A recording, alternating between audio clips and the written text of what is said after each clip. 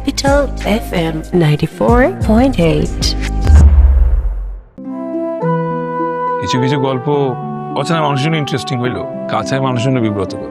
এই গল্পটা আজকের পর আমি ভুলে যেতে চাই।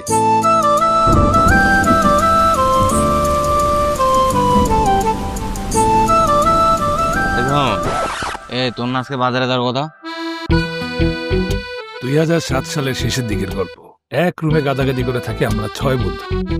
এলাকার যে কোনো বাসায় ফ্যান নষ্ট হলে ইঞ্জিনিয়ার হিসেবে ডাক পড়তো আমার, সাথে অ্যাসিস্ট্যান্ট হিসেবে যাইতো কৌশিক।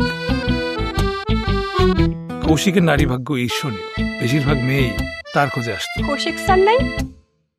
এই পৃথিবীতে একটা অদ্ভুত মেকানিজম কাজ করে, এখানে তুই যা চাবি সেটা তুই পাবি না। ওই সময় নিয়ম করে লোডশেডিং হতো, আর কৌশিক ওই সময় প্রেম নিয়ে সব অদ্ভুত দর্শন শোনাইত। এটা তো রুবিনার হাতের লেখা। শাওন ভাইয়া, এই মায়া যে তোর এরকম 3 আলিফ বেশি দিয়া ভাইয়া বলে ডাকে, এই ভাইয়ার মধ্যে ঝামেলা আছে। এটা হলো প্রেমিকা মার্কা ডাক। প্রেমিক হইতে হইলে সুপার গ্লু হইতে হয়, একদম আঠার মতো লাইগা থাকতে হয়। এই বাণী আমি মোটিভেশন হিসেবেই নিলাম।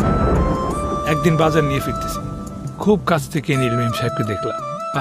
পরীর মতো সুন্দর। আরে পরিটরি কিচ্ছু না, পুরুষান বনানীর মেয়েরা এমনিতে এরকম আহমরি টাইপের সুন্দরী হয়। আমার পড়াশোনা গেল চুলায়, আর আমি হয়ে উঠলাম কবি। শাবাশ, তোর মুখ যত রুদ্র মোহাম্মদ শহীদুল্লাহ ভর করছে বল।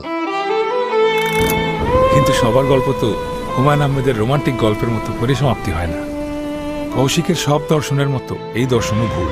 সুপার গ্লুর মতো লেগে থাকলেই প্রেম হয় না। প্রেমিক হইতে হলে মন থেকে চাইতে হয়, ভাগ্যে থাকতে হয়।